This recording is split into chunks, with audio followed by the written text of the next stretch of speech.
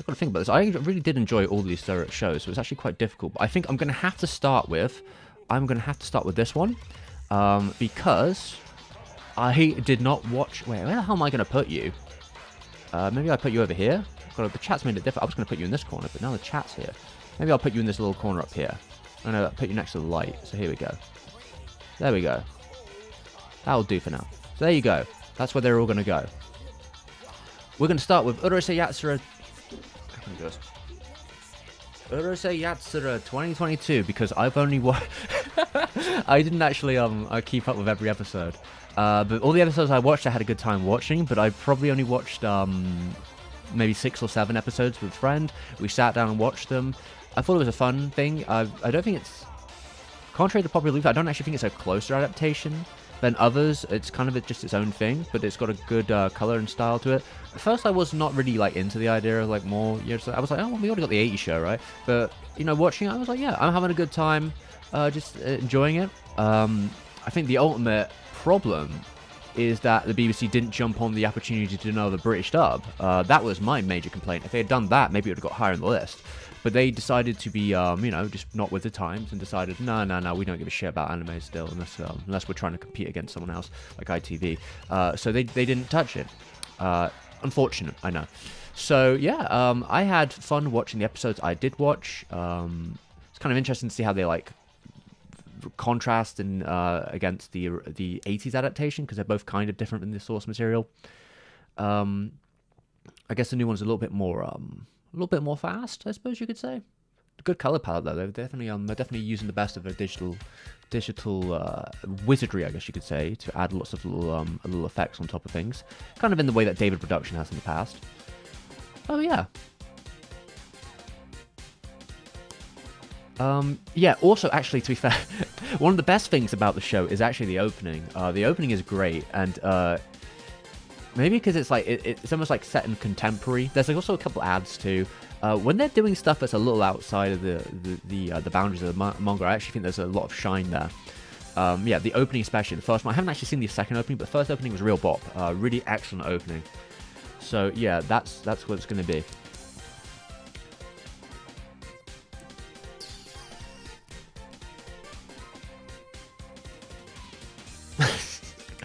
I mean, yeah, it's not like the was it Ton-chan?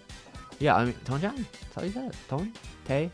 Ten-chan, right? It'd be Ten-chan, yeah. Yeah, I mean the boys in Urusei Yatsura generally are pretty attractive as well. I know they have their fans.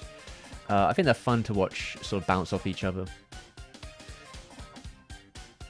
The background music is still on. Yeah, it's supposed to be on. What, you got a problem with my background? I'm listening to it, boy. Jeez.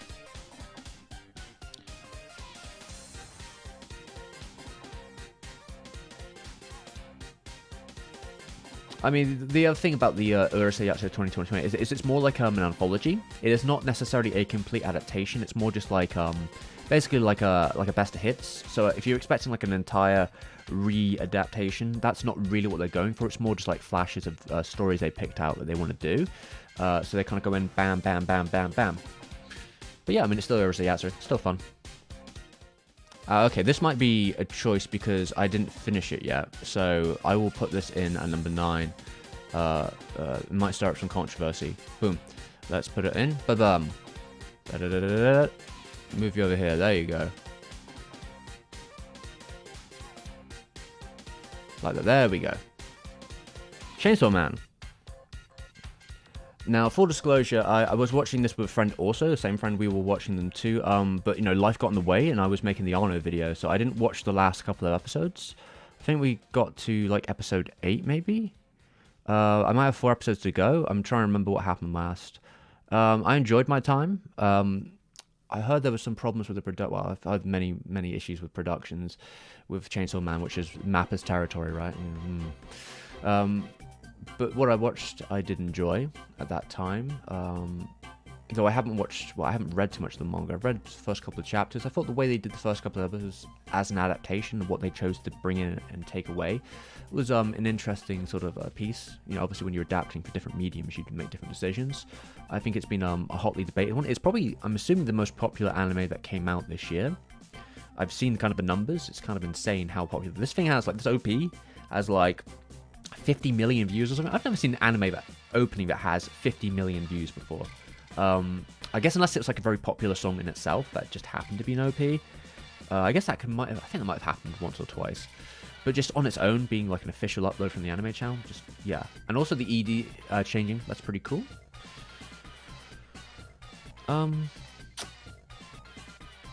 Did Oshi work on the new Urusei? Yes, of course he did. No, why would he? No, he's doing his own thing. I don't think he's going to work on Urusei Yatsura again. I don't think 60-plus-year-old Oshi is very interested in that.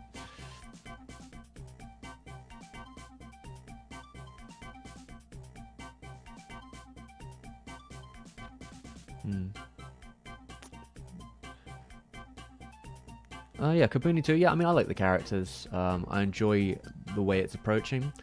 I think there's been a lot of dispute about the sort of compositing style of it, which is definitely very Mappa core, right? But it took a very almost grindhouse, very specifically, you could say, I guess cinematic style, I suppose you'd say. You know, there's a lot of depth of field. So, I mean, this isn't exactly new to anime, right? There's tons of animes that do this sort of things. But they really went hard in the sort of compositing and blurs and 3D spaces and being able to use the cameras within those 3D spaces. You see that in very particular times. And yeah, there's a lot of pretty insane sort of action animation, especially towards the beginning. The movement as well, I think characterization. Yeah, it makes me kind of feel like, yeah, I would totally be into reading the whole damn thing when I actually get some time. But I can understand why people would maybe looking for something a bit more like a Madhouse adaptation from like the 2000s, which would have been insane, I'm sure. Like, you know, like a Howl's movie version of Chainsaw Man, or I'm trying to think of an equivalent you could make, I don't know, like a Trigger show or something. I guess, you know, 2000s Madhouse insanity kind of stuff would, I'm sure. I probably wouldn't have been as popular as a film. Well, it's hard to say because the manga was already quite popular, but you know, Mappa has made the decision it's made. I guess to its massive benefit, because Chainsaw Man was a show that didn't even have a production committee. They basically just self-funded it, which doesn't usually happen in these things. But I guess Mappa just has the rapport to kind of move away from the production committee, which means that they're taking in a very large amount of production profits.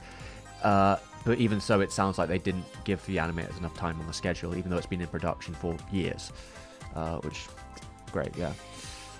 I guess we'll see how that goes with the Blu-rays come out eventually.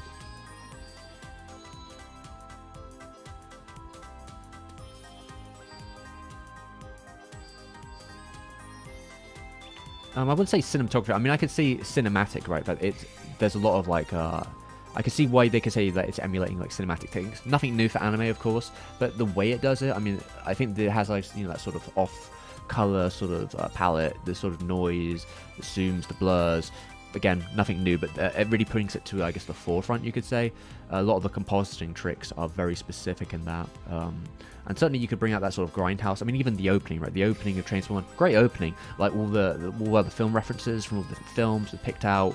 I mean, Chainsaw itself is a very like grindhouse sort of thing.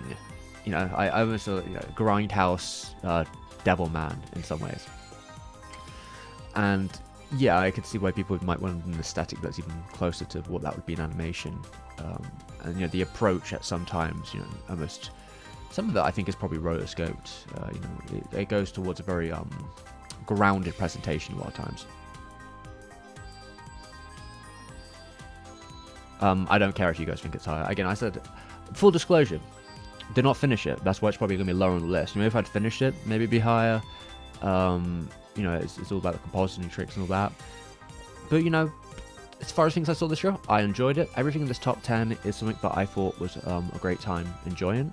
But yeah, I'm not going to put something higher on the list if I haven't actually finished it. So, you know, what are you going to do?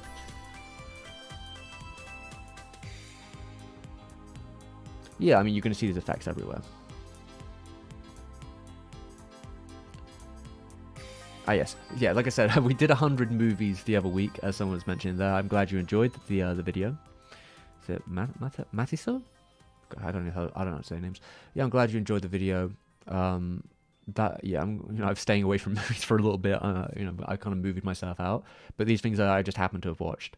Actually, speaking of which, someone mentioned Kongming in the chat, so let's get to the next one. I don't know if I have too much more else to say about Chainsaw Man besides it was very cool. Oh yeah, the point of view shot with his bedroom was really good. That was a really good shot. I remember that episode. I mean, I don't know. I think people have talked chainsaws to death at this point, but I think it's the mixture of its sort of action and comedy and sort of its more nonchalant presentation is pretty cool. I like all the characters, yeah. And yeah, they had a different ED for every episode, which was probably not a very good idea for a production standpoint. You could have used those animators in your episodes if you were struggling, but I digress. Some of those endings are really good. I really love a lot of those endings. Yeah, so let's move on to the next one. Actually, this should have been number 9, but I guess I've already made my decision now. I thought wait, is it even here? God damn it, did I actually forget to put it on the list here?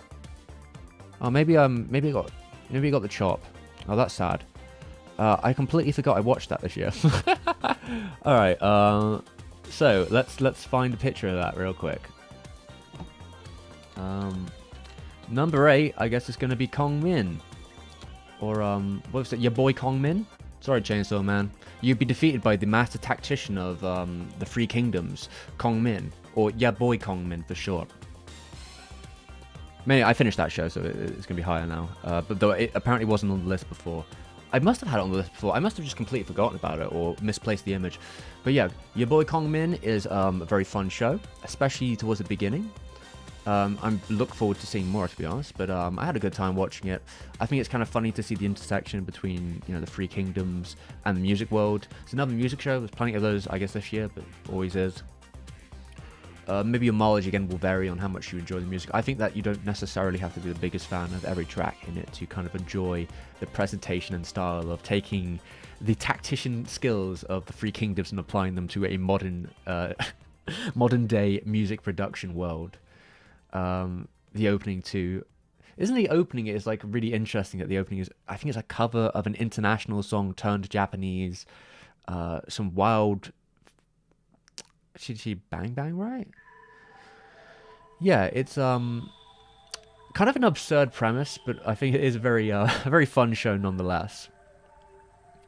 And I think it was handled by, I guess over here, it wasn't handled by God, who was doing it? Was it one of the other animation streaming services got it, and they did a pretty good job from the subtitles from what I've heard. Especially because there's like a lot of rapping sequences later on there, which that's hard to translate. So respect on the people who had to do that stuff. But what can I say? It's Kongming, man. You can't beat him. He's the master tactician. Yeah, the OP is really good. It is a cover, I'm pretty sure.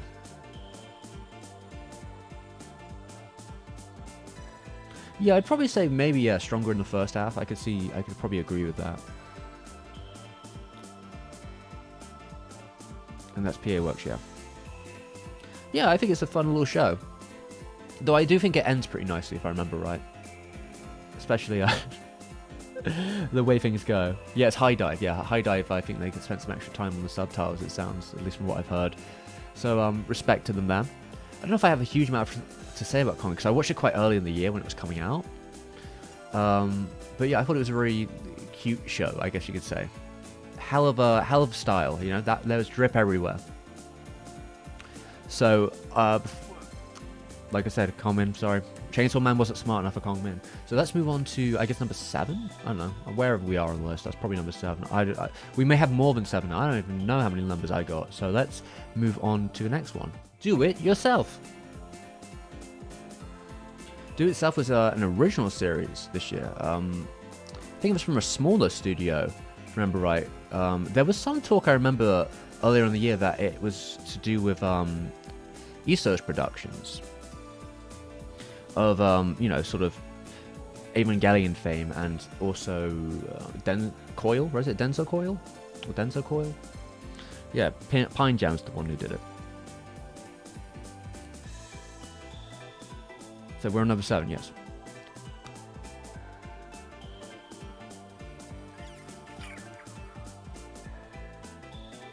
Did the concept for the story?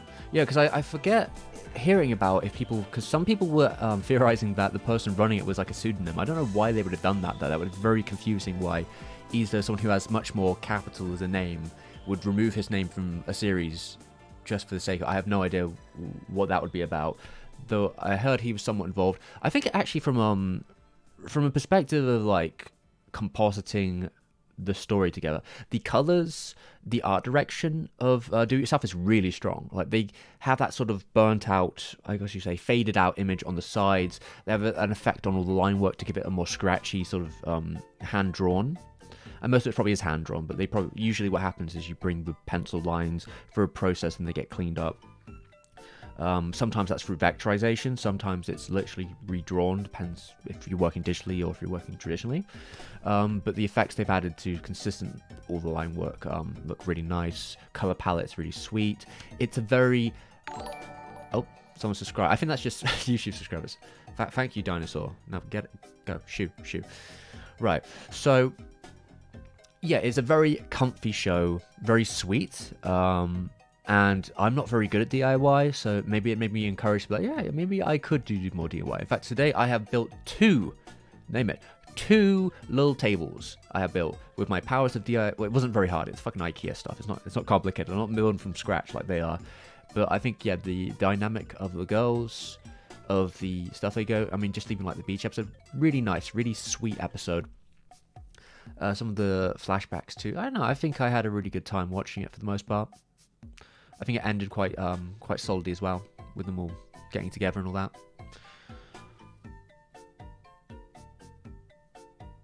Yeah, Deno Coil. Is it Deno Coil? There was also one shot, I don't know, maybe this is a very random bring. I think in the second episode, I heard a story about like one of the animators doing like a bicycle shot, but they went really intense to it. It's very interesting because the show doesn't have a lot of like very obvious sort of CG compositing in it. I mean, there's probably some, but it's usually kept quite flat. I think some of the vehicles are, but there's a particular bicycle shot, which is like a low angle of yourself, right? Yourself? Because her name is Do It Yourself. Her name is Yourself? Yusef? Is that what it is? Yuselfu? Yeah, Yuselfu, right?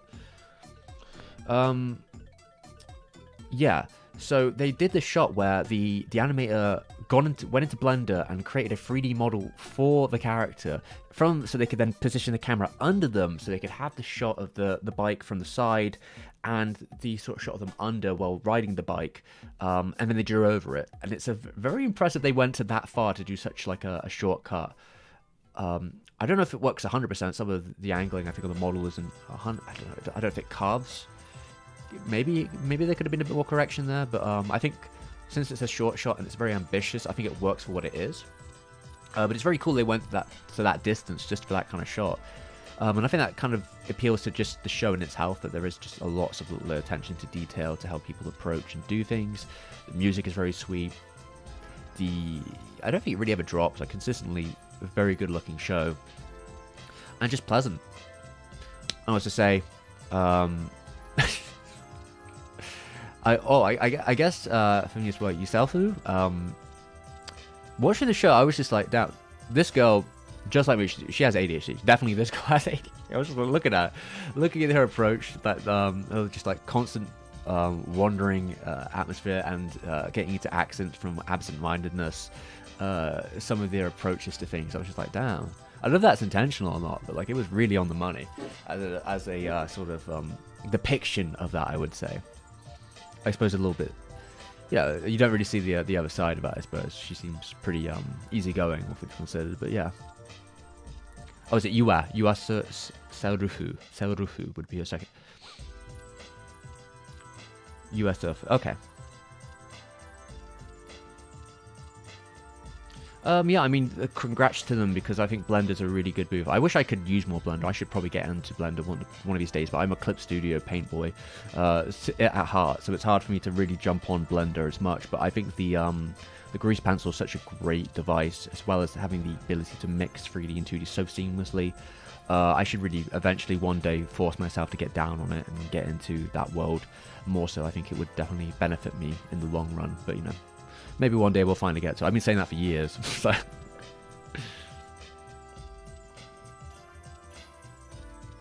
Yeah, I mean, Blender only seems to get stronger by the day, and it's free, so, you know, what can you do? Solid Snake, we've already covered Chainsaw Man. I think it was number 9. Maybe number 8, I don't know, maybe we could move it around. I could maybe, but I didn't finish it 100%, so I put full disclosure, I'm not going to put it higher up if I haven't finished it. Yeah, I mean, it's tough, but it's very effective. Am I going to watch Trigun? Only if my friends want to watch it. I don't actually care enough to watch it on my own. I've seen the original show. I don't. Their version of it doesn't really seem to appeal to me much.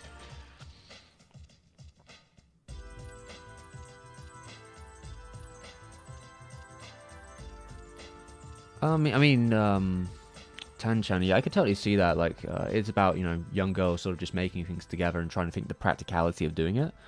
Also, you know, Selfu, right? Selfu. Selfu is like a really good artist too. Like some of the drawings she does in those shows are they're really good. Especially when she does one of Jobukun, Jobuka, right? Jobuka. Yeah, the drawing she did of her in the last episode, that's really good. I would be very impressed if someone drew a picture of that with me.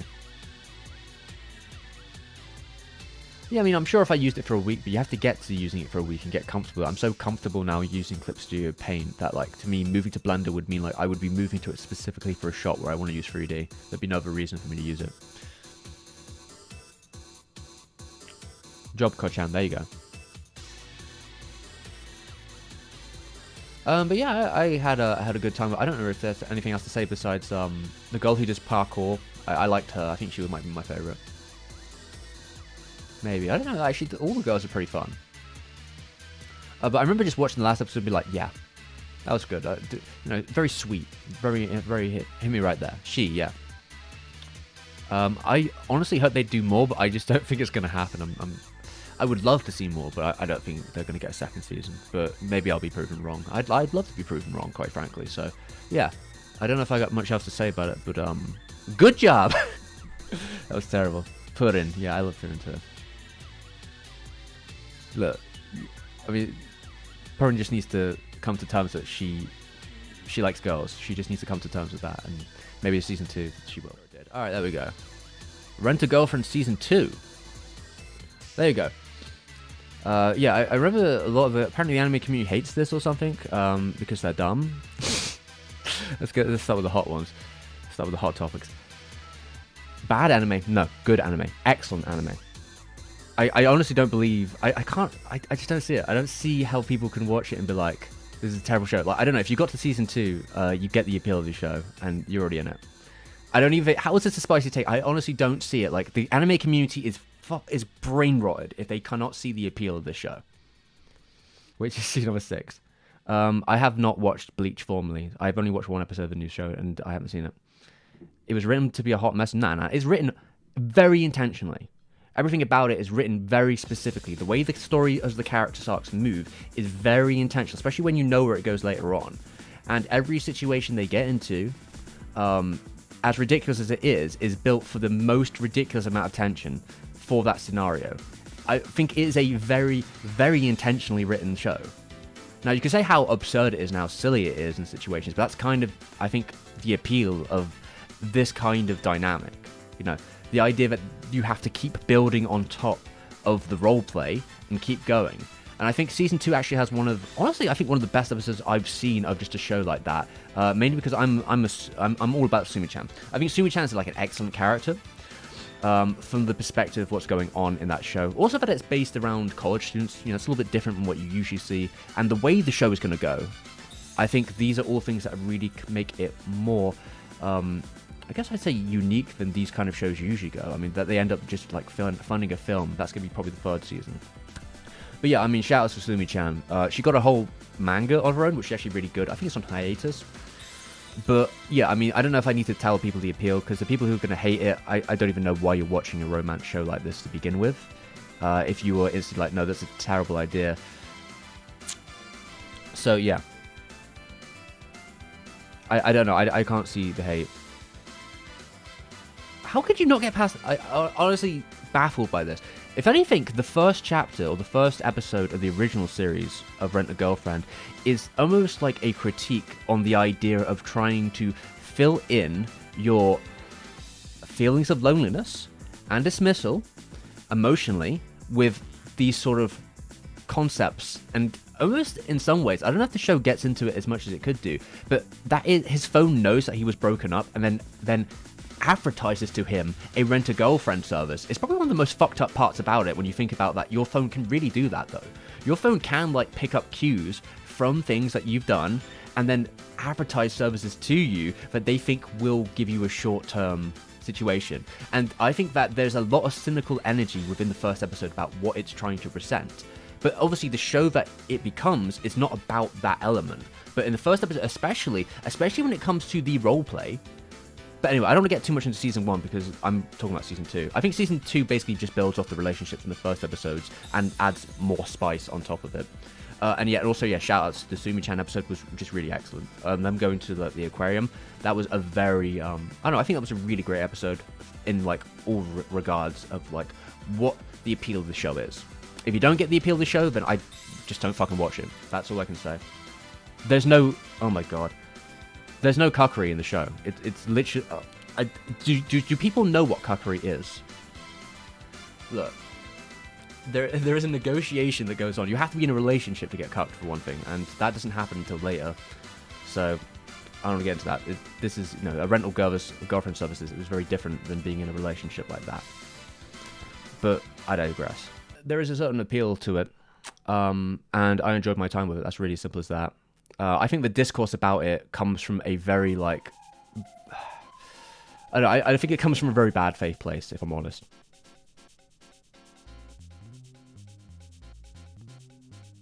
There's no April Fool's here. I'm dead serious. I don't play to the irony game. And I think too many people play the irony game. I think that, if you like something, you should be sincere about it. Oh, the cat just left the room.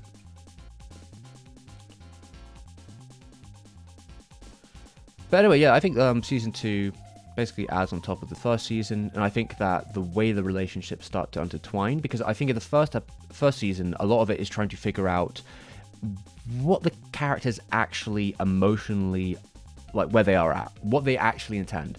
Because to me, a lot of the relationships in the show are about people who don't express themselves properly. They say one thing and do another.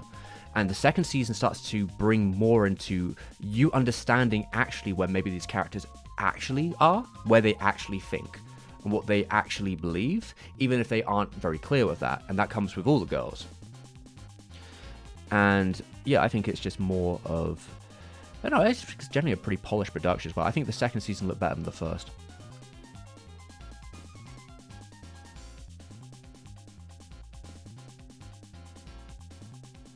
Generally, I don't think there's anything you can really complain about from a production standpoint. I don't know how it gets so much malice, but I think it's just kind of a meme in the community, I suppose.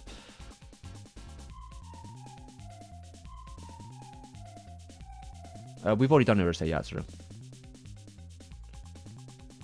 But yeah, I mean, the way the direction the manga goes to, I think, is quite interesting overall in direction 2.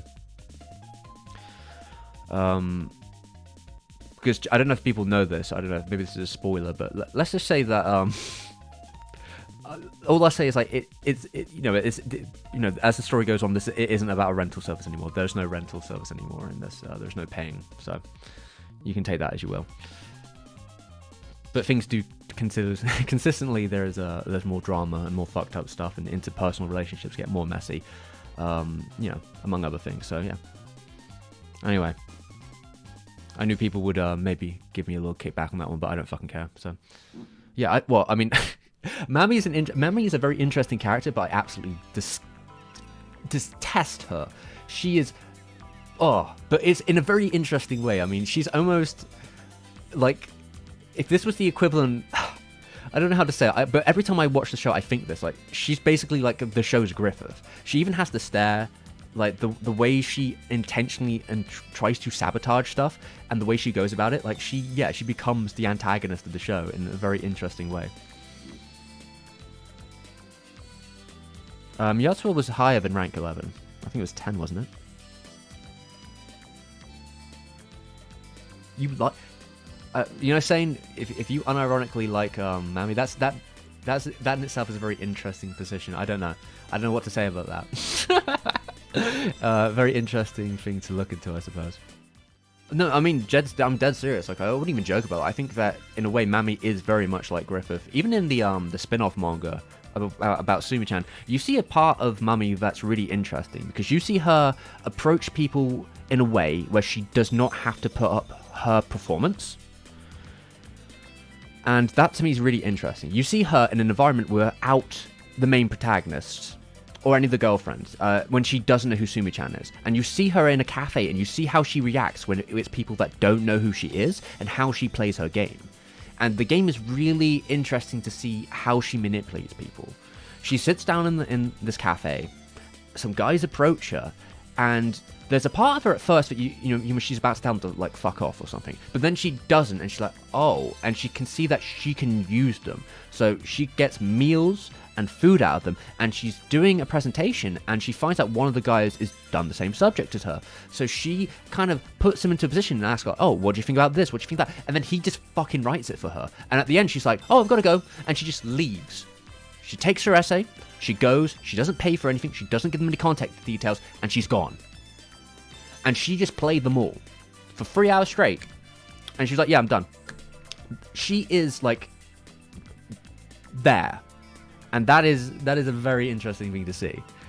It's not, well, to be honest, it hasn't been adapted into the anime versions yet, but it is just a very illuminating situation for the character.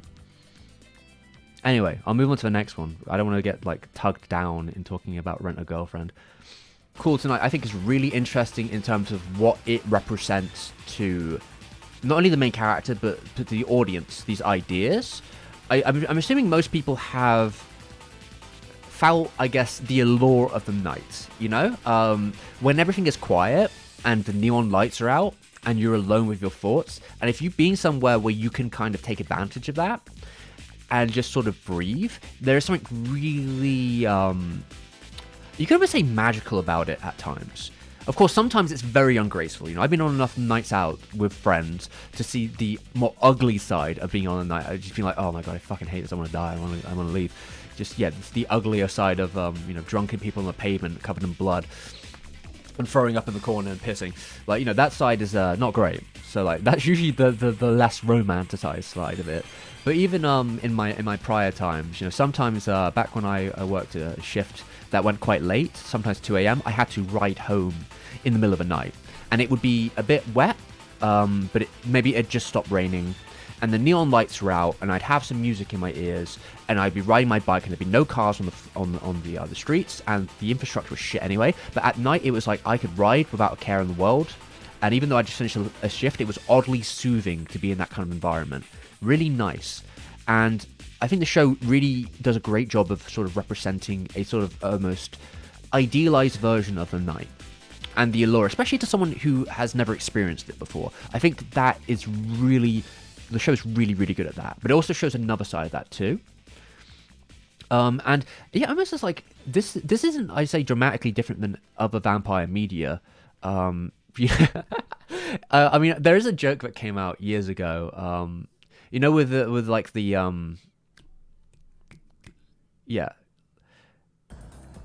buying cigarettes are free at a gas station energy. It does definitely have that energy to, if you, I would totally put that. I think that the ambience of the night is really pulled out by especially the way they composite the digital stuff. There's a lot of like glowing bloom, and they have a really detailed sort of like purple sky. It's a very, very idealized version of the night. And of course it is, because it's about vampires, right? So, you know, sexy, silly vampires in the middle of the night. Of course it's going to be that way. You know, this show is like, yeah, the modern malaised equivalent of any of those trendy vampire shows from like, what, the 90s or otherwise, you know, the modern day, what are vampires doing now? And the show has obviously its own mythology with that, which I think is really interesting, and it's about, because, you know, every piece of vampire mythology kind of builds on the basics of what we know about vampires, but they tend to have a twist or their own approach to it. So, you know, like, do they burn up in the day? Do they turn into fire? Do they die in the night? Do they need to feed? When do they need to feed? What are the rules of becoming a vampire? That thing here is very specifically changed. You know, the concept of like ghouls is not really brought into the show as much.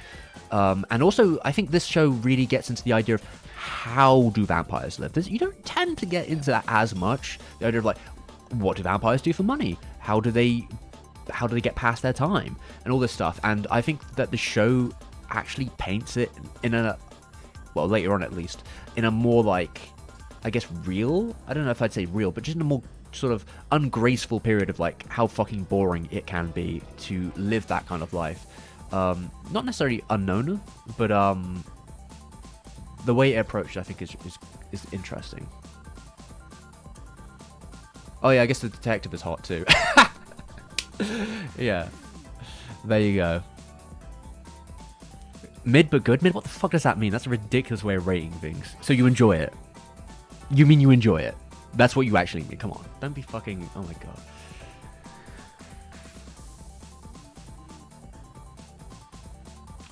Look, there's one other side to it as well. And maybe this hasn't been brought up as much by people, but I remember watching a video about it a while ago. The idea of third place, as it was called. This is like a thing about like the way cities are and the way places are. I feel like the main character is he's looking for a third place. This idea of something that's outside of your work, somewhere outside of your home where you can meet and relax and find people. And for him, the night is literally his third place. It's the place where he can be himself and meet people. And if that be...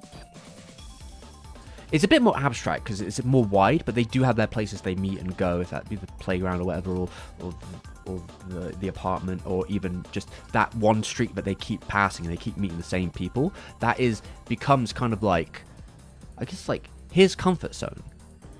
And I think that's quite interesting that it brings that idea. Also, just everyone's fucking bored and just hates their life a little bit. I think it's kind of interesting that, they have difficulty sleeping. I can relate to that. Everything's become very boring in their life and they're looking for change and don't know how to get it. That just sort of feeling of frustration just fills the show. And I think it approached that quite well.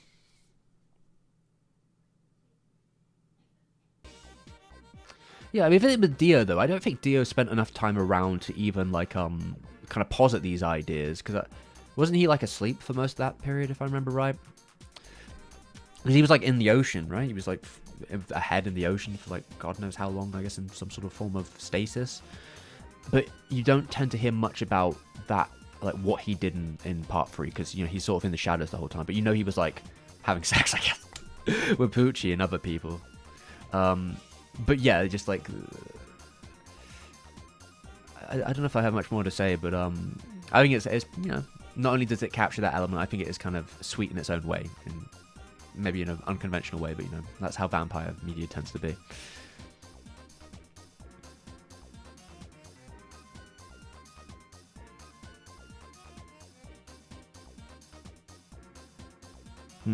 Okay, where are we at? Oh, he might have been going crazy. That's true. Dio could have went crazy for like being underwater for like 100 years. That's also possible. Possible because he was pretty just unhinged by the time of part 3. He wasn't really any of that old Dio personality. I guess some of it's there, but like the actual other side of him when he was a human, that's just gone, long gone. So he's mainly a beast by that point. Oh yeah, I guess the blood thing too. Like the way they talk about blood is actually quite different. In that, like, usually, I mean, they do mention that it's a little sensual, which is as could be expected, but the more soothing element, I think, is usually not what you expect. Like the idea that having your blood drained, well, in this situation by a vampire specifically, like clears the mind and makes them think, and also creates a connection between the two as they can start to taste their feelings and emotions. I do think it's funny to learn how some of them, I guess, like pass the time to make money. It's like maid cafes and like massage services. That's yeah, it's interesting that they end up in those those professions for sure. Like the most like otaku things it could have been.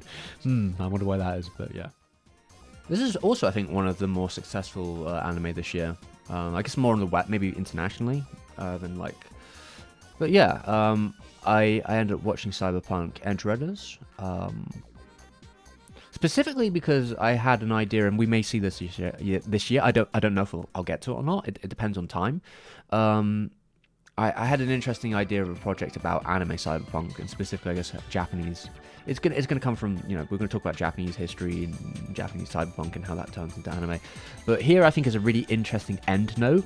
I don't know if there'll be another show that comes out which is as notable as this, but just that this is a mixed, as the equivalent of the most modern example of how anime works in the modern day in terms of its both international, mixed media, multimedia approach, and the success it also saw in reviving Cyberpunk the actual game, and pushing people back to playing the game again. Now it's in a more stable state, and they added all this extra content, and seeing those numbers rise up again, and then people have been rethinking about the game. All that happening just because they released an anime that was 10 episodes long is of course not the only factor in it, but it definitely shows the power of the media mix approach, I suppose, and this sort of weird combo of things. You have a Polish studio working with a Japanese studio to pitch something to an American company, Netflix, and then internationally that's pushed everywhere with a soundtrack with a lot of also Polish music in it and stuff from the game that then they can retroactively make you feel different emotions towards because they become motifs for the show, but they're just in the game too. So it's like the way they are doing stuff that way, really fascinating from like a marketing perspective. But the show itself, I definitely enjoyed my time with. I thought it was pretty cool as a cyberpunk show. I think also as a cyberpunk show, it might be one of the more blunt, literal cyberpunk shows in that it follows the American conception of cyberpunk very oh, there we go. I guess it's also an American board game, isn't it? The American board game, but it first came from, then pushed to the Polish company, then pushed to the Japanese company, then pushed to the American company. So it's, we got a loop there, right? But it pushes towards the concept of cyberpunk really clearly as like a concept. It really lives on this idea of instantly throwing the idea that, yep, you're thrown to you're in a terrible situation, doesn't matter, the debt will keep piling up. How does that keep piling up? Well, this happens, tragic people die, but you're gonna have to pay for that. That puts you in even more debt. Fucked up shit happens, but you're in even more debt because that's how the system is. And because you're of the lower class, you're gonna be fucked either way. It doesn't matter if your mother spent all that money trying to get you into that school. Kids can fuck you up even worse. You think bullying is bad now? Well, what happens when the bullies have fucking expensive exoskeleton fucking memory chips so they can turn themselves into Bruce Lee and fucking brutalize you, and you can't fight back unless you somehow get a piece of mysterious military gear that may also get you into a lot of trouble. But story unfolds from there. I know some people have said maybe that it could be longer. Yeah, maybe it could have been an episode or two longer. I think the 10 episodes does a pretty good job of telling the story it wanted to do in a pretty good format, and in a very blunt way too, which relates back to the core tenets of cyberpunk as a genre traditionally.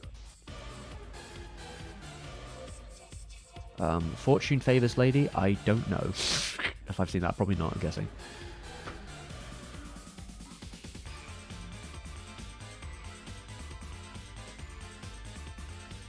More anime like Chainsaw Man? I have no clue. I guess it depends if there's more manga to adapt. Oh, that's the is that the 4C one? I haven't seen it yet. I haven't had the opportunity. I don't know if you're supposed to be surprised by edgerunners. I mean, like I said, it fits into the tenets of what what a cyberpunk conception is to the T. It fills the boxes so sharply that it's, like I said, that's why it's almost like the most literal than I could think of in terms of how anime has adapted those ideas.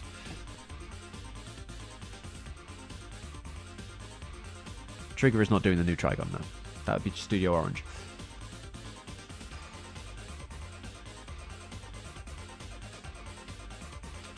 But yeah, I mean, that it's also, I guess, it's been a while since I've seen the Imaishi show. I don't think I saw his movie, so the last television show I saw from him was probably Luluco. So it was nice to see him back in action. There was also something about it to me that was, maybe this is going back a bit, but just the idea of how the studio approaches limited animation. I just noticed it. There's one particular cut in one of the episodes, especially later on, where they try and spend as long as they can holding on one shot.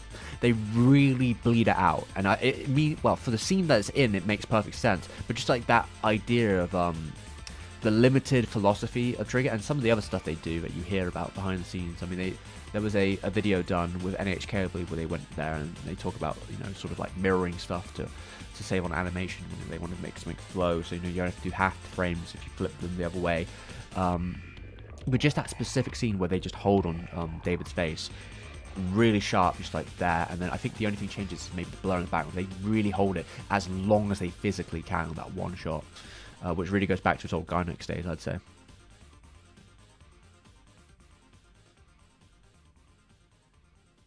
I mean, Oshi's done many, I guess, cyberpunk projects, if you want to put it that way. I think he's probably going to do more of them. Well, I think one of his newer projects is supposed to be vaguely based on that world.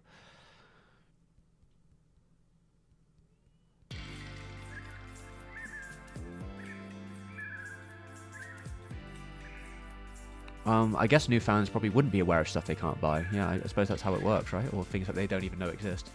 But I mean, I'm talking about not classic Japanese cyberpunk. I'm talking more so about the cyberpunk tenets of that came from America, and even especially, I guess, specified to the board game and I suppose the game itself as well.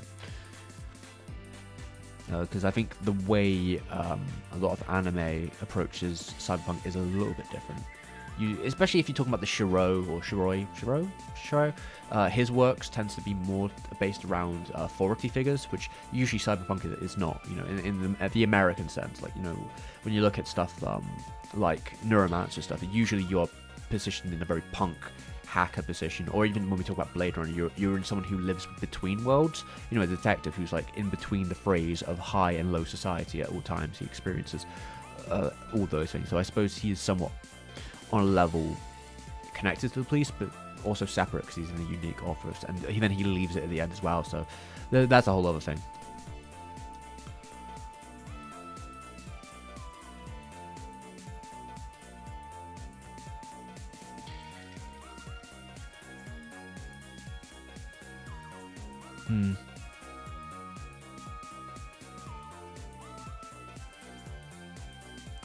Yeah, Panty Stocking's coming back too, isn't it? Panty and Stocking, that's got a... I think finally Imaishi got the rights back to it, so I think that's coming back at some point soon. So that would be wild. It'd be like 2020, 2009 all over again. I mean, you could definitely say there's some film noir stuff in... especially, I guess, Blade Runner really falls into film noir a lot, but that kind of breathes itself into cyberpunk as well, definitely at times. Especially aesthetically. Do I think anime is declining? I mean, it's kind of a silly question in a lot of ways, because I assume you're talking about quality-wise, while I would be talking about production-wise. I think that the nature of the industry, in terms of exploitativeness, how exploitative it is, and the number of shows, and the ability to make those shows, that seems to get worse in a lot of ways. There is definitely a problem that is rising because they are not taking it seriously. If you think about how a lot of freelancers in the industry are paid per frame, that's all you really need to think about. A lot of it, people in the industry are paid, especially at the beginning, per frame that you draw, about $1 in American money, maybe $1.50, depending on where you are. And think about how many drawings you need to do on a monthly basis to hit a number of money that you could use, and how fast you need to draw them, and how quickly your wrist may go busted. And then think about the deadlines that the industry is working with, and how consistently we're seeing those deadlines get worse. In fact, we can talk about that. I'm going to transition that. I'm going to use this as a transition into my next pick. Generally, I don't watch anime usually as they come out, so I think 2022 has been a particularly good year for the quality of anime that I've seen. I've definitely enjoyed everything I've seen. But yeah, when we're talking about production-wise, I think that Isekai Oji-san is the epitome of some of the major problems the industry has. It has been delayed twice since its release. This show, I don't even know how long the show was supposed to be. Maybe it was supposed to be 13 episodes. But effectively the story goes, and there's two stories here. There's the story of the studio that says that because of COVID, every studio has to deal with COVID, and usually it's not been as big of a priority issue of recent years. I mean, of course, it could have affected the production, it's true, but they said because of COVID, they needed to push back the production. I think that's after episode 8. They just had to stop. This is I believe Netflix was producing this, but it was also on television because it's in Japan. I think, yeah, so basically they just stopped the show after episode 8, and they ran it through again. I've never seen an anime do that. I've never seen an anime's production fall apart so bluntly that they had to stop the show and start it from the beginning again to hopefully have another 8 weeks to finish the next maybe 5 episodes. And the story of the animation director of episode, I believe it would be 9 or 8, basically said that, yeah, they didn't give him any staff. He had, 2 weeks to make a whole episode? He said, that's impossible, I quit. And that was it. Like, literally, they didn't have anything. They didn't have any plan. They literally were so close on the seam that they didn't have anyone to work on it. Outside of the people that he had collected, like, I guess weeks ago for the production. So yeah, he'd gone. And it's happened again. Episode 13 has been delayed. I don't even know until when. I didn't check. But yeah, so they got to episode 12, and episode 13, I don't know where it is. I don't know if it even came out yet. I don't know how long it's been delayed for. I didn't keep up with that much. But I don't even know how long the show is supposed to be. Is it supposed to be 2 cours? Is it supposed to be 13 episodes? I literally have no clue. So, like, how bad is the production in the state right now? Is it... Do they just need a couple more weeks for the final episode? Because the show itself looks good. I don't really have any complaints about the actual production of the show. I think it looks fine. Generally, I think it looks really good. Look, also, I mean, as you can hear from the music, I'm literally him. Like, Isekai Oji-san is me. I am the Sega burnout friend, uncle. That's literally me. I am that person, except for I didn't get in an accident. I may be a little bit younger than he is. Maybe. I'm not quite sure, actually, about how old Isekai Oji-san is supposed to be. I actually might be the same age as him. I don't... he looks older than me. That's... Maybe. I don't know, maybe if I grow my hair out, we'd look exactly the same. But yeah, his undying love for Sega, I can't be it, because even if I don't always love Sega games, I think that as a company they're so fascinating. Their lore and history and the way they've approached things, to me, is always really, really interesting. So every time Oji-san pulls out a game, he's like, I'm playing Burning Range. I'm like, I know what that is. I know. I'm fucking Rich Evans every time. I'm like, oh my god! And even when he mentioned that if Evangelion was funded by Sega, I was like, I know that too. They produced several games on the Sega Saturn, and I'm like, yeah. So I'm just like, we're literally the same person. Also, apparently we don't pick up on signals either, so I think both of us hold on to that thing.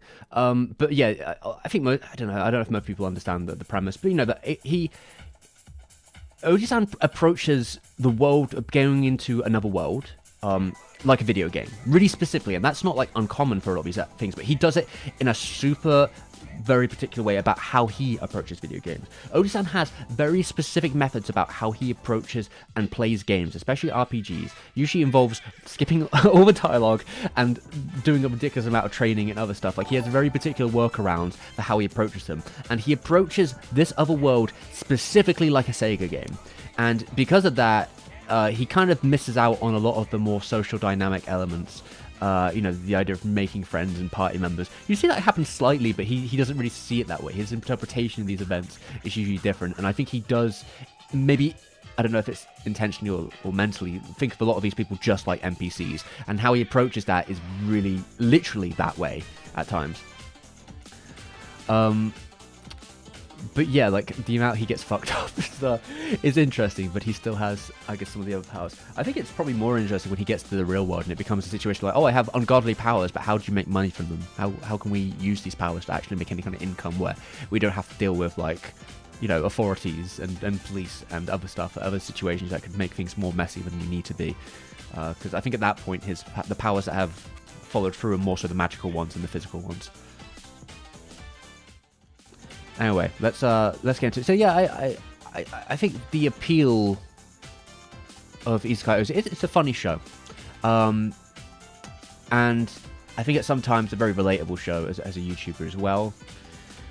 And I think it looks usually pretty nice. I think the effects they use on it are usually pretty interesting. Especially they use a lot of textural effects, which are pretty cool in terms of when they're trying to make certain things look a certain way, which is pretty good. But yeah, I think, oh yeah, and also the elf, the elf, God, I don't even remember what the elf girl's name is, the elf princess. She is definitely, one of the most ridiculous, I guess, what would you call them? Tsundere, yeah. I don't know why I forgot that name.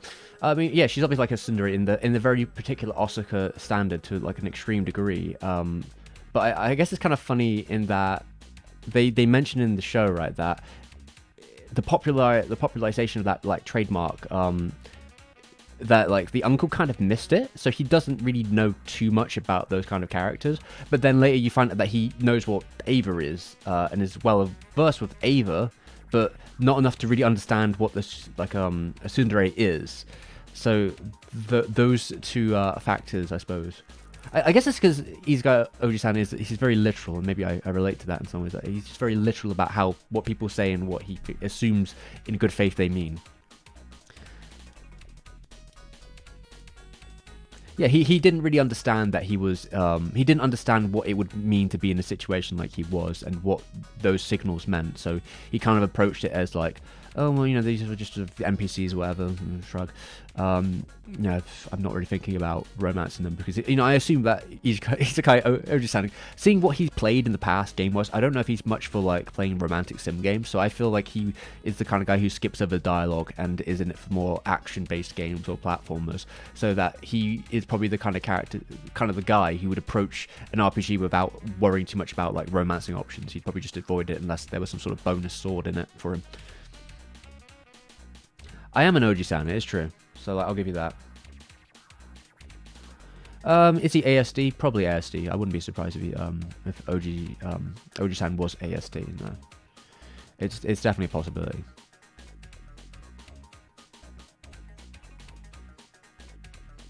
Yeah, well, he mentions everything Seiko by name, so it's no surprise to me.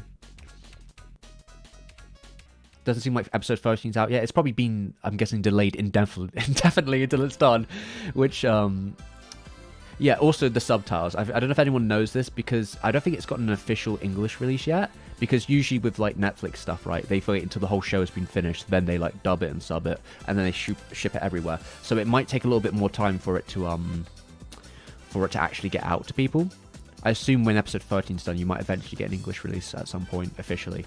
But it's important to the first, I think, 7 or 8 episodes have like actual subtitles, and after that, like, there's just very rough, very rough subtitles from there. So take that in consideration when watching it now. That maybe for everyone, it would be a good time just to wait until the official subs are out.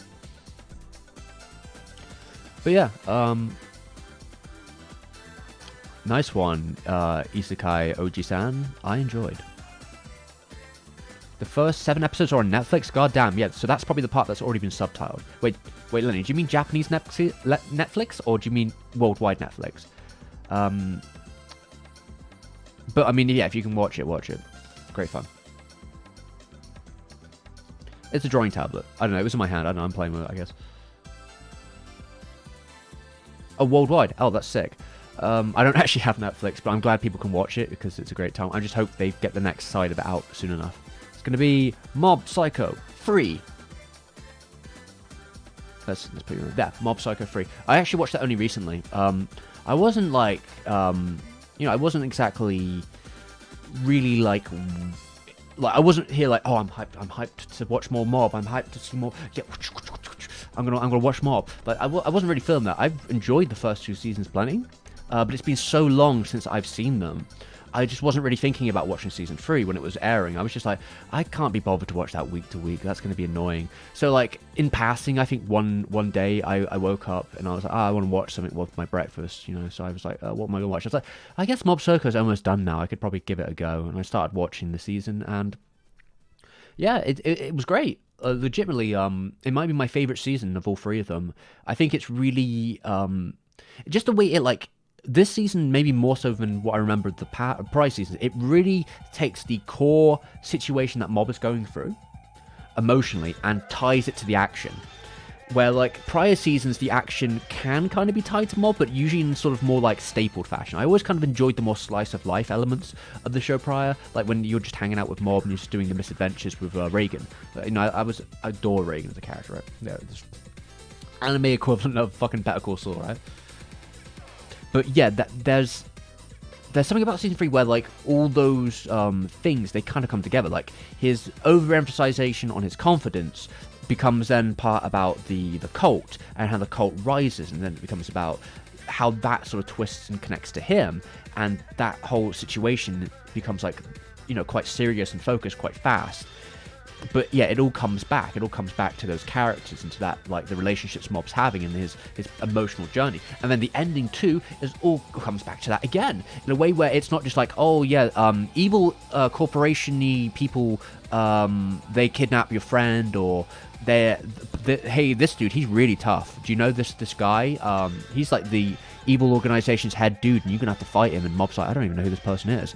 There's not really that. It's definitely more focused on like Mob's personal experience, and I like that.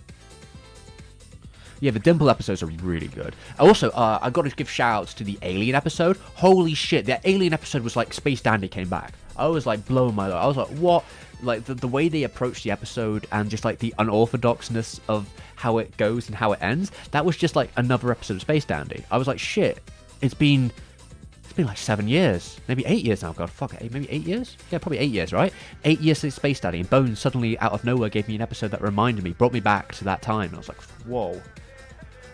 The unorthodoxness of the approach of the episode. I mean, obviously, it's Bones, right? But like, Mob tends to be a very special kind of Bones studio project where like everything comes together. I think some of the compositing in season 3 was actually a little fancier than it had been in the prior seasons. I think they kind of focused on that a little bit more at times with the camera and depth of field and other little things when it comes to particles and all the other stuff like that. But it still retained all the qualities that Mob has always had. Lots of great cuts. Something like really impressive. Also, return to Cooler. Like, this whole stuff with them, I don't know how much I should say. The whole stuff inside the broccoli, when Mob and the other people are fighting inside the broccoli, that was just Return to fucking Cooler. They did, I was like, holy shit, they took the most interesting part of Return to Cooler and turned it into an actual, like, battle manga, like, setup, not like just a novelty movie. They actually brought that in. I was like, oh, this is fucking this is like awesome. I fucking love that part of Return to Cooler. Like, the idea of, yeah, the sentient sort of versions of it that come after you and, like, they break you down. But there's, like, one actual true member somewhere in the core.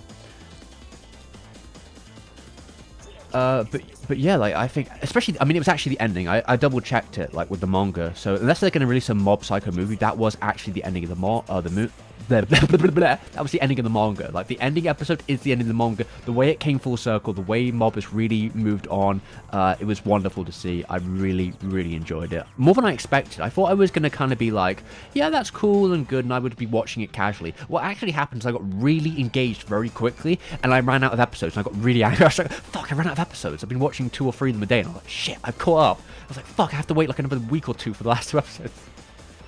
So, yeah, there was that. I don't know as I can say it. It's, you know, if you love Mob Psycho already, or if you're a fan of Mob Psycho, I think season 3 is the icing on the cake. It's icing on the cake. It kind of finishes a lot of those character arcs. You get to see more of those situations. A lot of like really great animation cuts and directing within it. You know, great job, Bones. You always got my back. I actually do really hope that one day we get like a movie or something. I don't really care about the canonical elements of it. But the movie could just be them like hanging out. I wouldn't give 2 shits. I'd just like to see more of those characters just doing their thing. Yeah. I'm glad it also, I suppose in some ways I'm also glad that it kind of ended in such a high note and that it didn't just keep going on forever. But I mean, I saw that OVA too, that they did in the Hot Springs after I finished the show. I hadn't watched that yet. That was just after season 2, I think. That was really fun as well. So like just the idea of doing more kind of like little bits like that. I wouldn't say no, Bones. I wouldn't say no. If you wanted to do another OVA, if you wanted to do some kind of movie, even if the movie was strictly just about Mob's life and wasn't really too much about psychic powers, I'd watch it. So yeah, that was, I guess they could always make a Mob Psycho B or Mob Psycho 2 from 1, I guess, if you wanted to, but that's on him, I guess.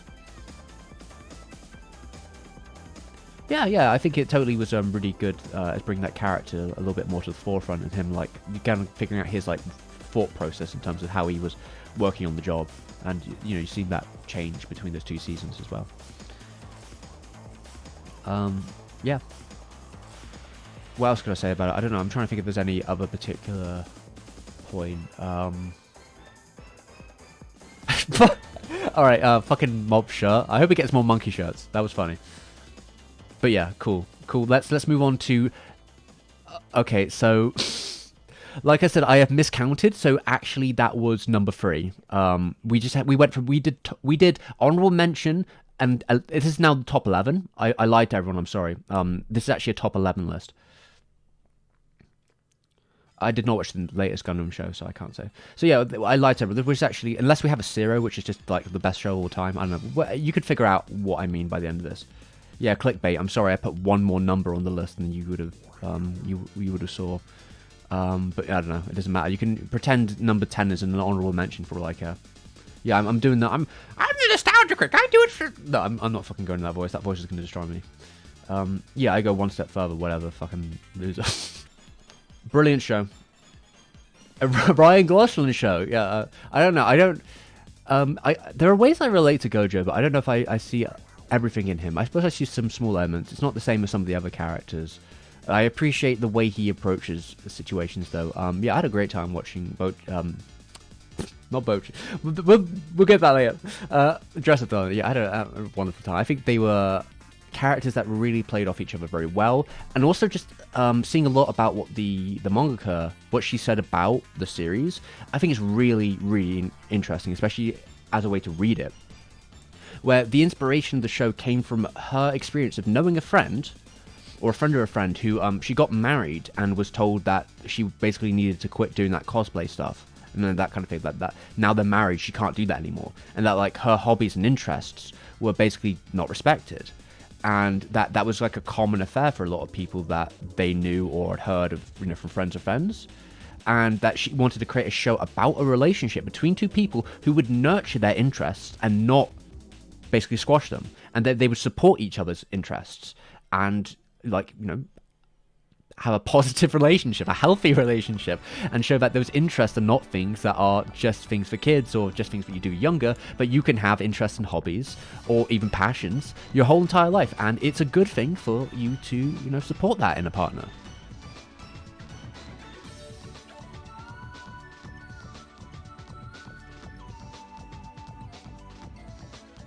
Yeah, I think they both have their individual interests and likes, and that's how it kind of goes with it. Their chemistry is really good, and I generally just enjoyed watching them sort of hang out, and they get on surprisingly well, I suppose.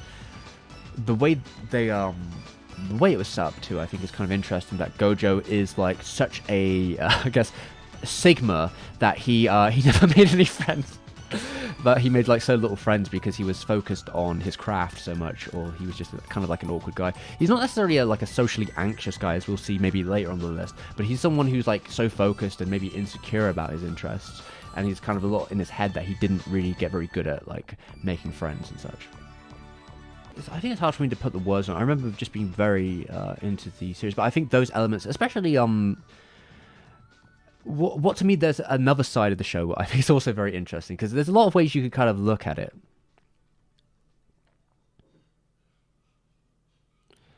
Oh no, I think I'm just reading the chat. Sorry, if I'm being quiet, it's probably because I'm just trying to read the chat and sort of take in what I can. But maybe I'll try and finish what I'm saying first. Yeah, I mean, the other side of it obviously comes from maybe the author's perspective of... There's another little comic she did within the manga. I've actually read a little bit of the manga too, and a little bit beyond that. So, specifically, one of the pictures she had for the idea outside of that first, we're talking about the hobbyist, right? And that sort of idea of a relationship with a nerd. The other part, I think, comes from her own perspective as someone who does cosplay, and being that she's like, I'm not really the best at doing cosplay, a lot of elements of it, and that she had this idea about... Wouldn't it be great if there was a dude who could just help you with your cosplays, like who knew how to sew and could help you do your makeup? You know, if there was like a +2, like that idea, like, yeah, would it be great if there was somebody like that? And having that conversation with someone, at least in her manga version, she's like, the other person was like, no, I've never thought that, and she's like, but I have. It's like, I'm gonna make that into something. And I think that when you could kind of read maybe that. Because, you know, I know some people talk about the wish fulfillment, like you maybe could argue if there's some form of wish fulfillment in the show. I think you could read multiple types of wish fulfillment in the show, and even the stuff about performativity is really interesting when it comes to being a cosplayer, or someone like Marin, who is a model too, and how she thinks about gaze and how she approaches that as someone who's like very comfortable in front of a camera, but at times what she's uncomfortable with is the moments of being seen when she's not prepared for the camera, right? It doesn't really matter about the amount of clothes she's wearing, but it's more about like how she presents herself. Are her contacts in? Are her makeup on? Are her nails on? Like, she has a very specific way, like, do I look like me as she thinks of herself? That's what she really cares about, and that's what she can get insecure about, but usually not about, like, actually, you know, being in front of the camera and posing and doing what else, because she's used to that. And I think that is a very cool element of the show as well. But also, yeah, that there is maybe an element of, well, yes, I would also like a boyfriend who's very nice to me and also would help me with my cosplays and can help me stitch and do my makeup and other stuff and make sure and also take a real interest in my hobbies to the extent of, you know, Gojo playing multiple Aero games where he has usually no interest in to the ending so he can get as much notes for the cosplays as possible. That's fucking dedication. But yeah, keep reading the manga. The manga just keeps going, tends to be just as good as the original show. I think that Clover Studios did a great job on the anime and its approach. I think at some times, I remember right, they were actually even referencing Karikano in some of their approach there. I think the last episode of the fireworks, was that the last episode or was that the episode before? The fireworks episode was great. I love that. Why is a healthy relationship so surprising? Well, I mean, in the context of what the reason the creator made the show, it seems that they've heard a lot of stories to the contrary in their neck of the woods. So I think that, you know, there's reasons for it. But I think generally there isn't really a lot of like, you know, a lot of times when you create like a sort of almost will they or won't they relationship. See, here's the thing about Dress Up Darling. While it's not an official relationship technically yet, even in the manga, right? Gojo and Marin basically spend all their time together. They do everything together. They do hobbies together. They go out together. They are basically, for any lack of the word, outside of the word girlfriend and boyfriend, they do live like that. They already exist within that ideal. There's not really much they do outside of the stuff that's maybe a little bit more intimate sometimes that they haven't done. Everything else about like living together and experiencing and just spending all the time together and, you know, embracing each other's hobbies and just doing things together. That it tracks. Like there won't be dramatic difference in the manga or show after they get together, outside of depending on how much they want to show that more intimate side, because their relationship is already basically that. So yeah, I think that is, and yeah, there is really no like drama within the relationship. They don't really get into fights per se. Like usually it's more about miscommunications because they both have very particular ways of thinking, and sometimes that doesn't always align, which, you know, that's just life. But usually it ends with it's just like, oh, okay, it was really that, and then they just sort of move on, and it's fine. There isn't a lot of like, you know, sometimes when you do something like this, and even if I went back to something like Rent a Girlfriend I brought up earlier, which I do enjoy, obviously like there's a lot of miscommunications in that manga and show that usually lead into like the more drama side of things. Not necessarily always like in big fights, but like, you know, one character thinks this, one character thinks that, and then it leads to sort of a more like strained relationship because of something. You know, I've interpreted this event this way, but they couldn't possibly like this. But in here, actually, honestly, there is a kind of element of that at some points, but usually the way it is shown is actually from Marin's perspective. Because yeah, I mean, some people brought that up that like as the manga goes, sometimes the viewer, something like Rent a Girlfriend is really specific on the main dude, Kasuya, right? He is like the vessel of which you interpret the character's actions through. Like it's very based on his vision of that event. Where Dress Up Darling, especially in the manga and as you go forward, they jump perspectives. You start with Gojo, but then you kind of move into Marin being a more predominant figure, and then as the show goes on, we might bounce between different viewpoints. Marin's viewpoint, especially towards later in the manga, which I guess isn't here, but maybe in season 2, gets really interesting about how she interprets their relationship. And I'm just looking forward to more, basically. Yeah. I had a great time. I guess the only thing I feel like I'm like one of the worst kind of fans in that. Like I'm literally the person that's like, where's Marin and Gojo? Where are they? Why aren't they hanging out with each other? Like I'm that fan where like, you know, they introduce other characters and the other characters are cool and fine and everything, but like when they're not like when it's not just those two together, sometimes I'm like, why aren't they together? Why aren't they hanging out? Why am I hanging out with this other character? Which is fine, but it's not what I want the other thing. So like, yeah, I'm one of them. We've already done honorable mentions, I think. But I do know, yeah, season 2's coming out at some point. I'm looking forward to it. You should, it's not even shipping. It's cat. It's basically cat. Well, I guess it will be canon, but yeah. Anyway, I'm the Where's Poochie of the dress up fans, I'm afraid. But yeah, we'll move on to number 0, or I guess true number 1 now. I guess I think that's what we've got, isn't it? We're on number 1 now. All right, here we go. It's the Bocchi special. It's the Bocchi sweet baby. It's Bocchi time. Look, I know I said earlier, this character is literally me. This character is literally me. No, maybe I was wrong. Bocchi is literally me. Bocchi is, in some ways, like those other characters, literally me. I've been there. Though my anxiety sometimes these days isn't as bad as it used to be. Well, varies in situations. But I can understand her perspective a lot on that. There's something about this show, and I think I really want to get into. This is like something very specific to me, but when I see Bocchi's approach to animation as a show at Cloverworks, I've seen other Cloverworks shows. We've watched just this number 2 was also a Cloverworks show. But the way they approach the mixed media of Bocchi, and every episode having a different medium, it to me, very personally, I look at that going, oh, this is the show I actually would want to work on. Like, I don't think of that about anime usually because the schedule's a nightmare, but I think about it and I'm like, they jump between so many mediums and do so many different styles. I'm like, no, I would love to work on Bocchi.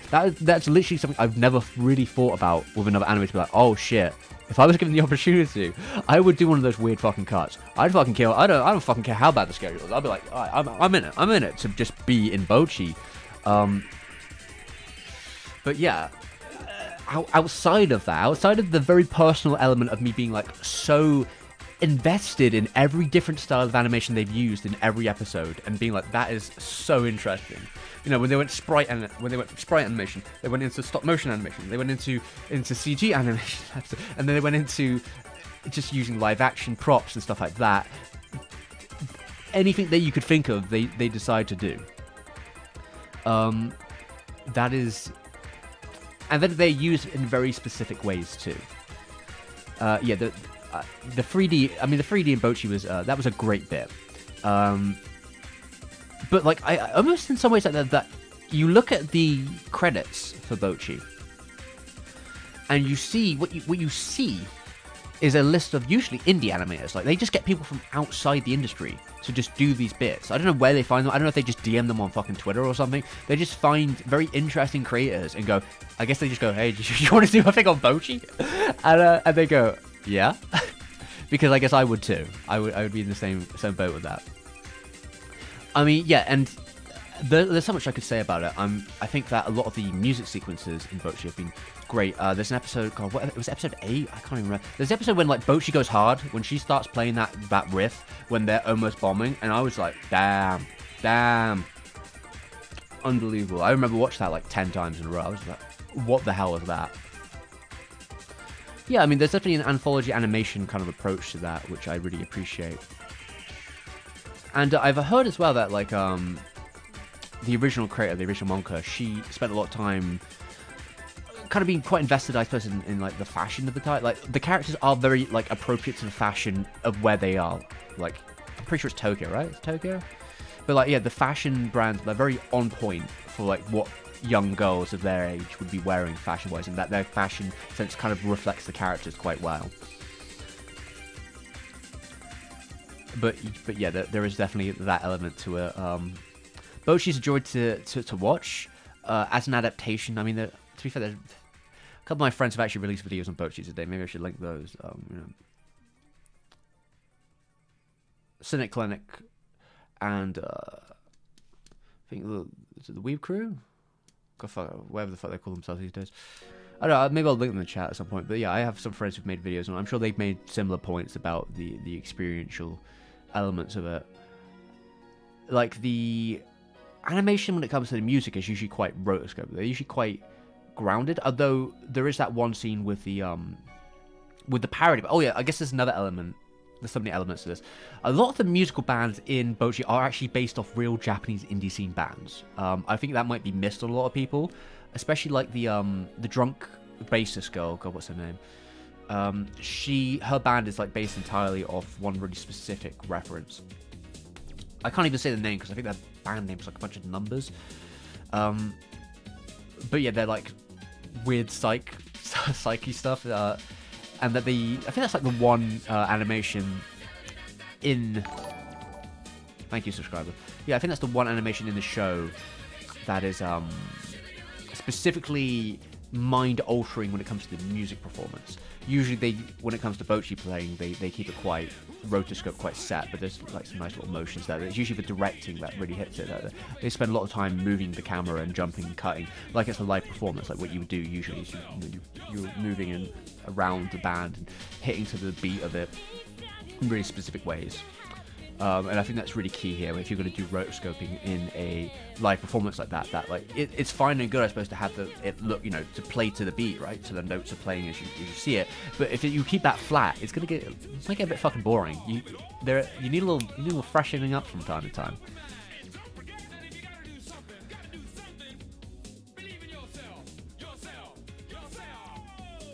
I see someone mentioned about K-On! In the chat. Actually, we can really talk about that specifically, because I don't really see a huge connection between the two, but there is a connection in the manga specifically, because the manga is published in the same sign-in paper as K-On! So, as K-On! Was quite popular in that production, when the author was creating the show, they specifically made choices within the story to make it different. So first things first, like when it came to Bocchi, originally I believe that character was supposed to be maybe a bit more lighthearted, but to contrast with K-On!, they were like, no, we're going to make that character a lot more sort of anxious and lonely and depressed, to kind of contrast. And then it would be like, oh, okay, we're also going to move away from the school element. We're going to jump away from the school element. We're going to focus more on after school time for the characters, and that their experiences are more based on things they do after school than they are in school. So when you see school, it's usually more of a passing thing. So the predominant focus is after school, the relationship between those characters during that time, if it be at work, if it be during practice, or doing events and doing things like that, or even at home, right? With Bocchi, is the kind of tries to relate to their family and deal with stuff. What's, I guess, quite interesting about it as an adaptation specifically, I mean, this is pretty simple, but it's a 4-koma. So the setup of the original is that it's 4 panels and 4 simple panels. So they actually have a lot of leeway to sort of adapt and change things as they please. One of the most key scenes, and the one that got me to watch the show, is when Bocchi, it's in the thumbnail, when Bocchi starts glitching out. I remember seeing that clip and I was like, holy shit, what is this show? I'd heard of Bocchi at that point. I'd heard of, it's fucking band shows. Like, oh, whatever. I'm watching fucking Dress Up Darling and Do It Yourself or whatever at that time. I was like, I don't know, whatever. Maybe I'll watch it. When I saw that scene, I was instantly like, oh, this is different. Just seeing someone to be able to animate something like that, I was like, how are they doing that? How does one even think about animating a girl glitching into nothingness and then turning into Godzilla? How do you... And then I read the manga, so I was like, oh, it's a lot of this reference in the manga, and it kind of is, but like the limits of the creativity they took from what the manga does, which is effectively her having almost like she's kind of on the floor like that, wriggling around. She doesn't really glitch in the same way. And then you see an image of her thinking about it in terms of ego and being God. And then how it interprets that is just like, I don't know how you could even come up with that. But that they do, I think, is just the boundlessness of creatives on a deadline. Never ceases to amaze me. Oh shit! There is another one. There's a secret entry, everyone. I forgot to mention. There is a number 0. There is another show that is going to be on this list. I forgot to mention because I watched it and finished it like 2 days ago. That's going to be a plot twist. We'll get to that in a second. Bocchi is the goat. The Gochi Bocchi. Everything about Bocchi. Well, that's all I'm going to say. There is a number 0. There is a -1 for the list we will get into. I have heard, though, because in the circles of a translation online, not that much had been translated to Bocchi. I think about 30 chapters have been translated to Bocchi. Apparently there's actually about 60, though, so like the translators are way behind, and I don't even know if there's an official release for Bocchi now, but considering how Bocchi's really sort of started to go, there are stories we've all heard of. I don't know if everyone's heard this one yet, but Comicat was recent in Japan, and Bocchi was like so popular in the Comicat scene that the author, and Comicat was really booming that year, right? They moved the author out of the main room. They moved them out because they were too popular, effectively. And then they had like a mini stool outside of Comicat, like just on the outside, just on the road, like just this little the little store where they were selling their fucking dojinsis just that like just left there in the corner there, but was basically empty at the time. I don't think people even knew they were there. So just like they were just living the Bocchi life, I guess you could say. But I'm really glad that it's got as popular as it has for the mangaka, because you know their characterization of them, even if the anime I think has done a wonderful job of taking that and adding to it, it's really their characterization and story that has lit such a fire. Now, I mean, this isn't Chainsaw Man numbers. We know this. It's not going to be even like Cyberpunk numbers. Even those are up here. But for what it is, for a seinen manga about girls playing instruments who have social anxiety, yeah, this has definitely been really big for them, and I hope the manga sells internationally really well too, because they deserve it. And I hope there's another season come out at some point. I imagine that Clover Studios has other priorities, because isn't Clover also doing Spy X Family? Because you know, if they've got Spy X Family, they've got Dress Up Darling, they've got a lot of things on their plate as it is. But I hope Bocchi does come back one day, and you know, when they do, they call me. I'll do. I don't get what. I'll do some for the show. Not normal animation though. Let me do something weird. I can't keep to. I won't be able to keep on model properly. I'll be terrible at that. But let me do something weird. Come on. I put you number one. Come on. Look. All right. So now, guy. I've been lying to you. I know I said this was number one, but I'm sorry. It's there's one other. There's one other entry that I almost cheating on Bocchi with.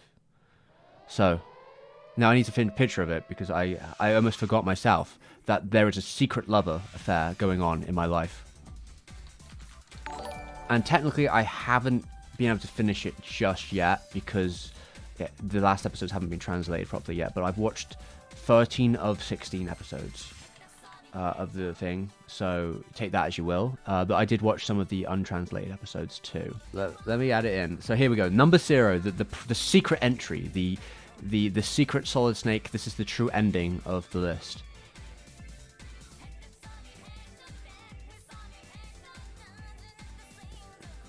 It's Digi, baby. reiwa Digi charat is actually, I don't know, number 0. Cool show. It's a short show. Maybe a little bit harder to recommend to people who don't know anything about Digi charat. But I am making a video about Digi charat, so this is actually just a plug for my new video. But how do I put it? It's almost difficult to, because it literally hasn't even got like. It's in a weird position, right? reiwa Digi charat was shown officially on YouTube worldwide, but it was not translated. So I think there was Chinese subtitles, but there is not actually either official Japanese subtitles or English subtitles. So if you want to watch reiwa, and I think they've actually removed a lot of the episodes from their channel now. I think it was a limited time thing. So for a time, you could have watched all the episodes on their YouTube channel, even without the subtitles. I guess you could have downloaded it and found some subs or something. But now, I think only the last 2 episodes are on there. But you can probably find them in other ways. I'm hoping eventually it's going to get a proper release somewhere. But I'll probably get into it more a little bit later on. But this relights, I don't even know how to put it. It basically re-energizes the formula from the original show Digi charat from 1999. I thought it would be impossible. I thought, like, you know, it's been 20 years. I don't know if you can really do the same thing again and make it work the same way. I was wrong. I was 100%. I was like, holy shit. I was taken back. I was like, hit me.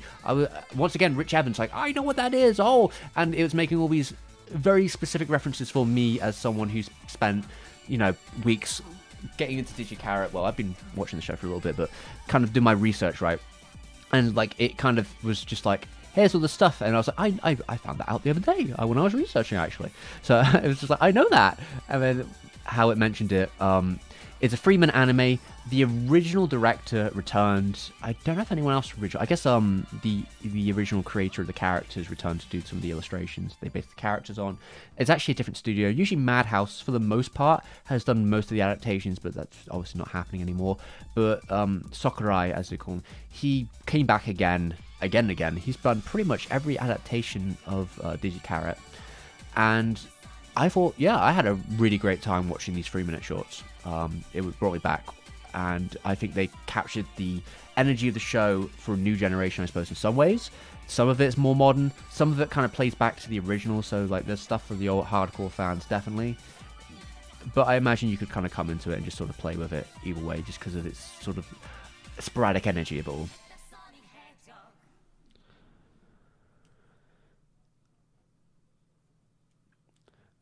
But yeah, like these are obviously issues about distributions. Obviously going to be there. Like, you know, you can find them on the higher seas, I'm sure. Though I think they are literally very behind on the subtitles because there just is no official subtitle to work from. Usually, a lot of times when these fan subbers, they have something to base their stuff on at least, but nothing. There's nothing for Digi Charat, so it's been slow pickings for the show. I think only 12 of the episodes have been subtitled as of a couple of days ago. But when the show, I guess the show now has officially ended its production. It seems like it was 16 episodes like the original show, and now that's done. I'm hoping that it's going to get picked up by Crunchyroll or some other service. Not because I'm going to watch it on there, but then we'll actually get official. More people can see it. That's what I want. I want more people to watch the show, and hopefully with that, maybe the whole entire rest of the show, because I feel it's kind of a thing where like in for a penny, in for a pound. Like, come on, you know, if you're going to watch 3-minute episodes, 16 episodes, you might as well watch the original series while you're doing it. And then maybe some of the spin-offs and all the other stuff. I mean, there's a movie and OVAs and a whole other. Then you become invested in the world of Digi Charat. Jake, thank you very much for the $20. Sorry, Jake. This is number 0. I don't really watch Made in Abyss. I think I tried to watch it years ago. Wasn't really into it, so I never watched season 2. I'm afraid for $20, that's probably not the answer you want to hear. But I have not really been very interested in that franchise, if I'm honest. Gave it a go. I think I watched 3 or 4 episodes of it. Yeah, just wasn't really feeling it. Maybe I should try it again sometime, but I don't know. There's other stuff I got to do. Oh yeah, the original singer came back, and of course the original cast came back. There was some talk about this. Oh, there we go. Super chat, $20. Thank you very much, Jake. You're on TV. You're on the screen.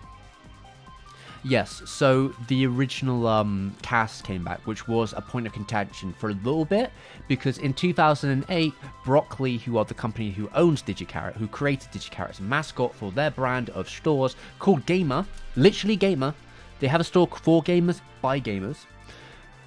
There was this period in 2008 where it looked like they were basically going to create a second Digico. Digico being the main character here. Niao, I think I should say.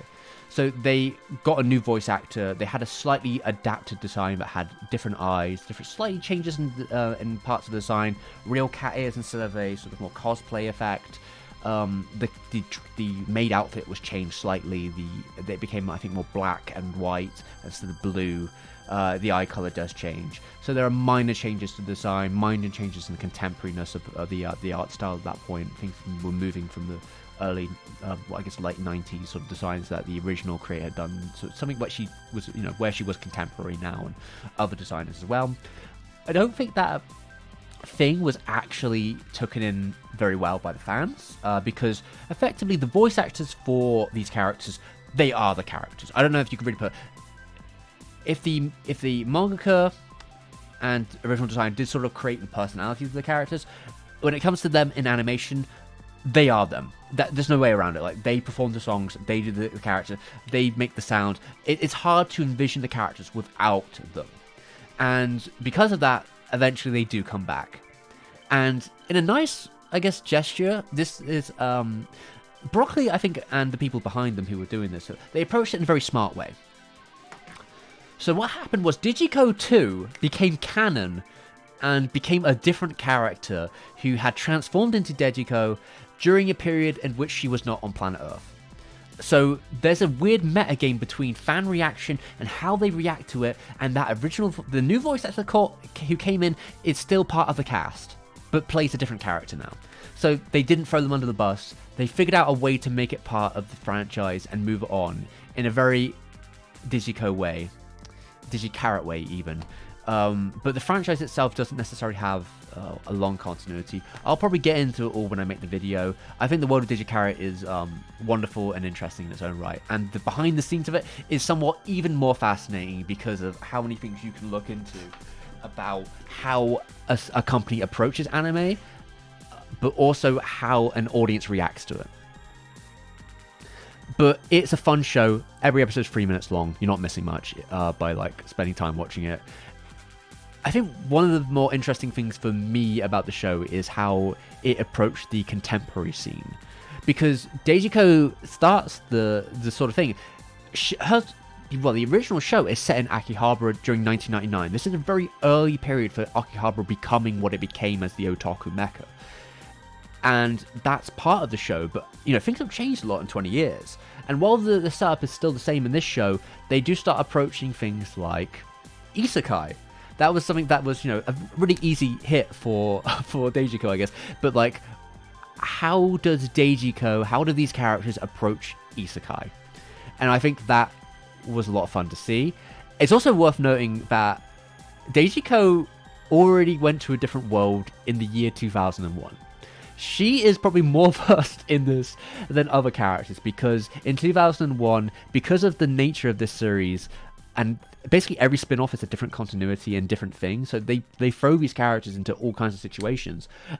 Back then, there was a Dreamcast game called, I believe it was called Digi-Charat Fantasy, which is a story about Digi-Charat. Canonically, this character, the maid cat girl herself, teleported to a different world and getting amnesia and literally going to a fantasy world where she doesn't have thoughts, and it's like a visual novel. It exists. It is very different than what you'd expect from Digi-Charat as a show, which is usually an absurdist comedy, almost the equivalent, I would say, to modern day shitposts. I think it was actually very forward-thinking. Like the approach, the style, the energy. I went through an entire director interview yesterday. I had to go through it piece by piece to sort of get loose translations of it, because it was subtitled in Japanese. So I kind of got the gist of what was going on there. I wouldn't say it's perfect, but what I kind of got from it from the director is they have a very laissez-faire approach to directing, surprisingly. They don't always, I guess for these shorts especially, they don't necessarily write out a very detailed script because things change and move. When it comes to the storyboard, things get added and other creators bring things in. It's quite a collaborative, quite a sort of playful approach, and I think that you can feel that in the original show and reiwa, that sometimes the gags, and because it's 3 minutes, right, sometimes they'll just throw something out at the end and it'll just be like, well, okay, that was where you're going with that, and it's ridiculous. But yeah, I don't know. I love my experience with watching all of Digi-Charat. It also came from a very specific point for me. I had spent a long time watching one of the other spin-offs, Digi-Charat Neo, which has some interesting things about it. It gets to be a fucking slog by the end of it. Jesus Christ.